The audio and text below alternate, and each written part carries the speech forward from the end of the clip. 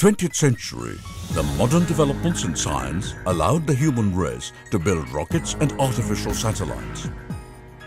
While the major world powers competed in the space race for other purposes, Dr. Vikram Sarabhai in early 60s laid the blueprint of Indian space program, which was different and focused mainly on the use of space technology for benefit of the common man. With his vision firmly in place, Sarabhai established the Physical Research Laboratory on 11th November 1947 in Ahmedabad. The Indian space journey can be said to have begun on 21st November 1963, when the first sounding rocket, Nike Apache, was launched from Tumba Equatorial Rocket Launching Station, Turles, near Thiruvananthapuram, Kerala. The first step towards formalization of Indian space program were taken when government formed Indian National Committee for Space Research, INCOSPAR, in 1962. This committee was chaired by Dr. Sarabhai and was formed under the Department of Atomic Energy.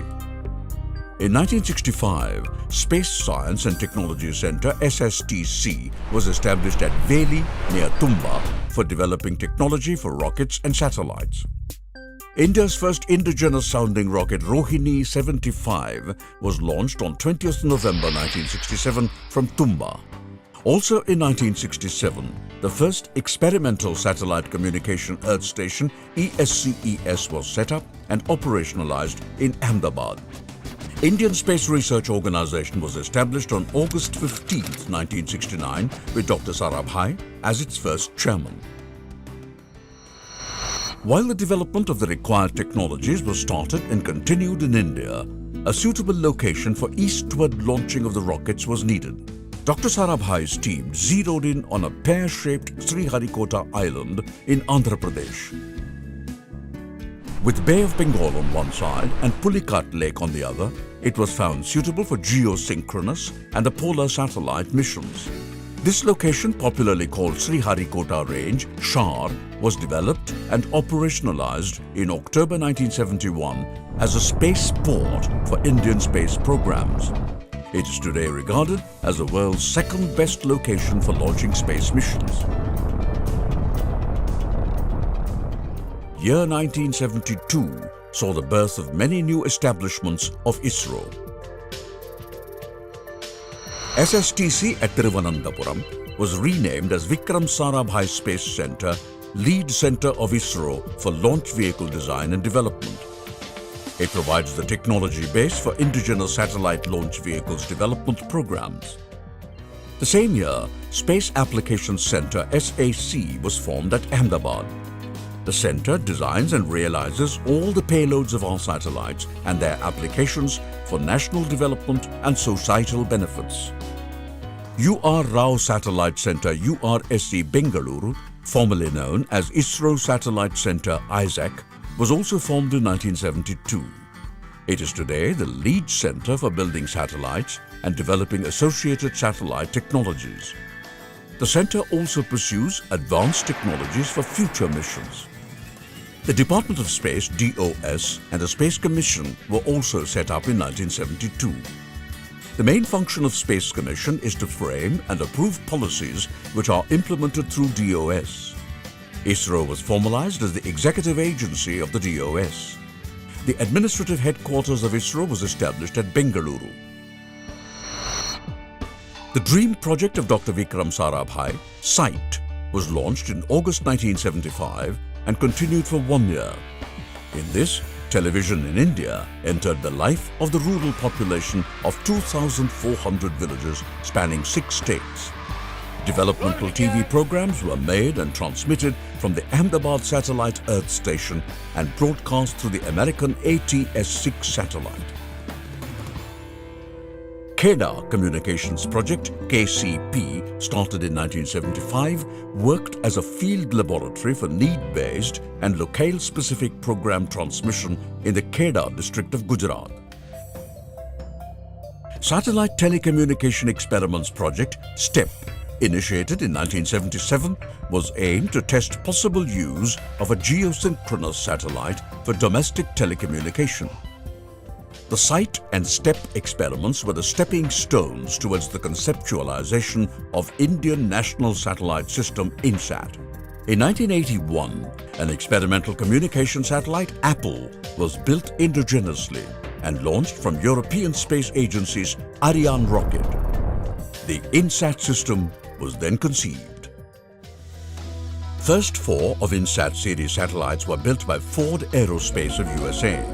Subsequently, ISRO developed the capability of building communication satellites indigenously, and in 1992, the first indigenously built communication satellite, INSAT-2A, was launched. This was followed by 4 other satellites.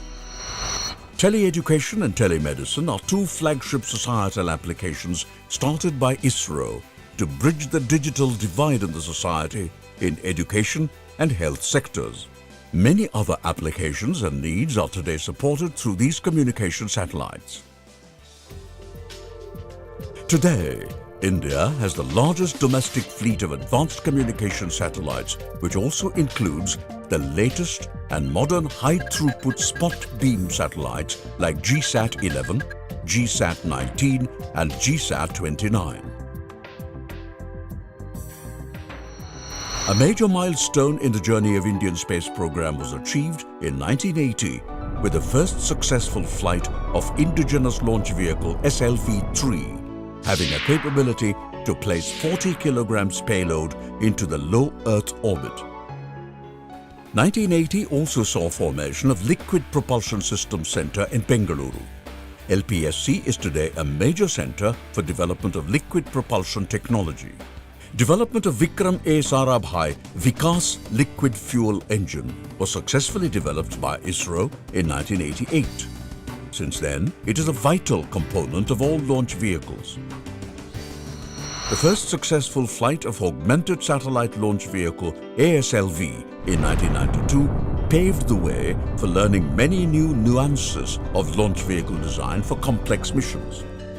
This path led to realization of workhorse, ever-reliable launch vehicle, the Polar Satellite Launch Vehicle PSLV in 1994, when it successfully placed IRS-P2 in orbit.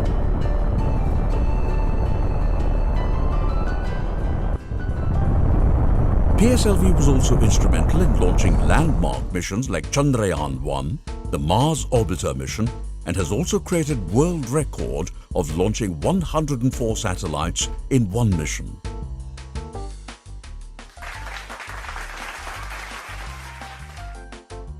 As a result of focused efforts, ISRO succeeded in developing C-12 cryogenic upper stage, and the first successful flight of GSLV Mark II with indigenous cryogenic stage took place in January 2014 when GSLV D5 launched GSAT-14 satellite. GSLV is now an operational vehicle capable of launching 2-ton class of satellites into geostationary transfer orbit. GSLV Mark III D1, the first development flight of GSLV Mark III with indigenous C-25 cryogenic upper stage, took place in June 2017. The vehicle launched 3,136 kg GSAT-19 spacecraft successfully to GTO. Launched successfully on 22nd October 2008, the grand success of India's first lunar mission Chandrayaan-1 caught the attention worldwide, and we began to be counted as a major player in space exploration. The spectacular success of our first interplanetary mission Mangalyaan in 2013 placed the country on a pedestal which is shared by only few nations. For the first time, a nation succeeded in a Mars mission in the very first attempt. मंगल को mom मिल गई. The heavy-lift GSLV Mark III is instrumental in launching landmark missions like Chandrayaan-2. Chandrayaan-2 is the next leap in technology as we attempt to soft land close to South Pole of Moon. And the next mission what we are going to have is the L1 mission. It is going to have a mission to Sun to study the corona of sun, and the next mission what we are going to have is the mission to Venus. With the successes of its launching systems, its satellites, together with its space exploration missions, ISRO was well poised to conquer the next frontier of human space flight. Team ISRO is confident and raring to meet this challenge as desired by the nation through a successful human spaceflight mission, Gaganyaan.